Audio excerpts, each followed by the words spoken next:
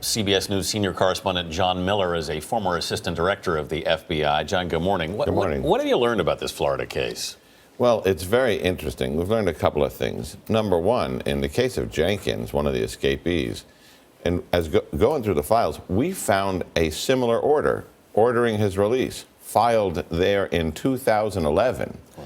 So what you have to ask yourself is, they've been creating these documents and sticking them in the files and hoping somebody would come across them and say, hey, we got to let this guy out for a while. Now, why that one didn't work, why he wasn't released then, we don't know. But it is clear that there is someone or someones out there who have a legal background.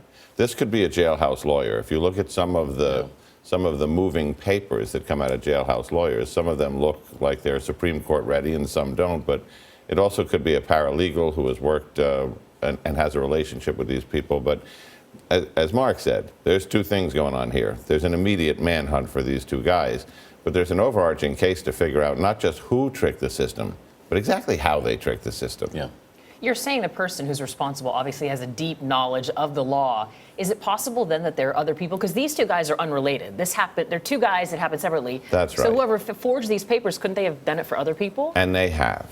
There's another defendant who this spring had an order for an early release in a case where we were serving life for the attempted murder of a police officer.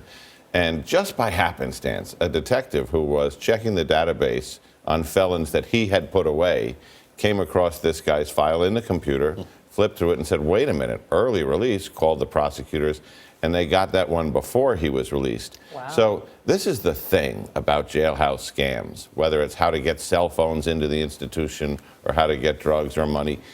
Once somebody figures out a new wrinkle, that gets around, and it is repeated and repeated until it doesn't work anymore. And I think what we're seeing here is something that's relatively new, seemingly confined to Florida so far, and something that people have tried probably more times than we know. Why did it take the authorities so long to discover this, though? Well, the authorities didn't discover it. Remember, Anthony, they didn't just trick the jail, they tricked the whole system. Yeah. And this is a system that runs on paper. When the jail guys get an order that seems to be a lawful order from the presiding judge, they're not going to question that. It all seemed in order. It was only when they followed the rest of their procedure, which is to notify the victim's family that there's been an early release, which is part of what they're required to do, that the family called and complained, and that's how this unraveled. You got to look at the temerity here, though, because remember what our guys did here. Yeah.